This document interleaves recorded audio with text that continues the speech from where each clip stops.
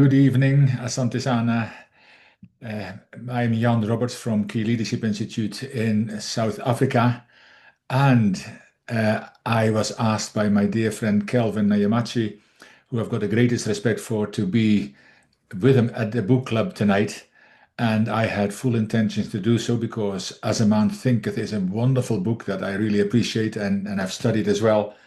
But however, I only very short time ago I got asked to do a keynote as somebody had an emergency and they asked me to replace him, a leadership keynote. So I did the next best thing and I thought I recorded because Kelvin asked me a question about this, which he would like me to speak into.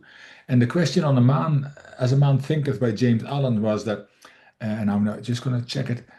Allen suggests that our circumstances are a reflection of our thoughts. How do we reconcile this with poverty, war, and systemic inequality? Now, I love that question so much, and I deeply thought into this, and in the very short period of time that I've actually got.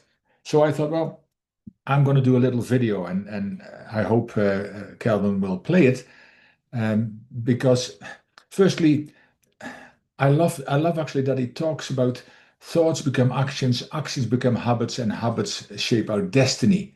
Now, it's not exactly the way he says it, and it's normally a lot longer than that, but it's the quote in our values-based leadership program, which shows clearly that everything begins with a thought when you reverse engineer that. But we must be careful though, because when James Allen says our circumstances reflect our thoughts, he's certainly not suggesting that a child born into poverty thought themselves there, nor that the victims of war create their trauma through their mindset, because that would be both, well, intellectually very shallow to say the least, and morally totally irresponsible. Poverty, war, and systemic inequality are real structural forces. See, they are shaped by history, policy, power, imbalances, economic and collective human decisions. But there is a much deeper level, and Allen's principles actually operate on two different levels. And the first one is the individual level. See, while we may not choose our starting point, we always choose our internal responses. And that's very different from reacting, which is what most people do all their lives. And really, very shortly, the difference between responding and reacting is what people do because of outside influences that affect them, whatever those are. But responding is when people internalize things, have a little thought about it, as a man thinketh, and then come out with an answer. And that's much more responsible as well. So when you look at it, two people can actually grow up in the same disadvantaged environment. One of them internalizes hopelessness, and the other cultivates resilience, skills, belief, and purpose. Now, the environment is exactly the same, but the internal narrative is not. And over time, that difference just gets bigger and bigger and bigger. And then there is also the collective level, the second part of that. And systems themselves are the result of dominant thinking patterns.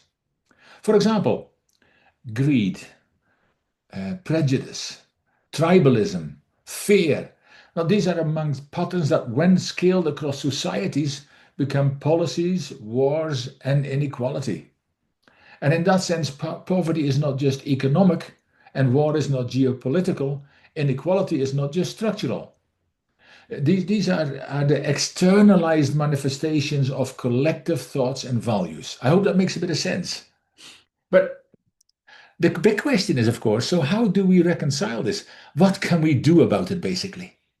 Now, first of all, we must acknowledge that we are not always responsible for our starting conditions, but we are responsible for our response.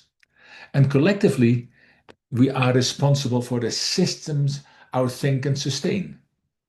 Alles mission is not blame, it's about empowerment. It actually reminds us that transformation begins in the unseen realm of belief and intention.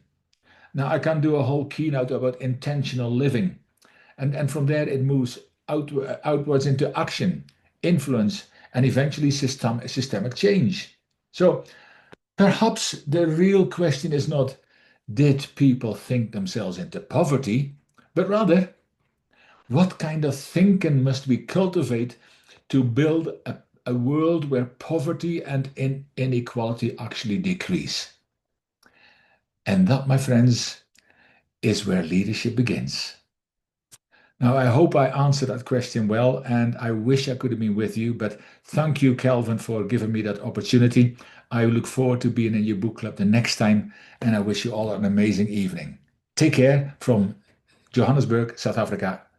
Bye bye.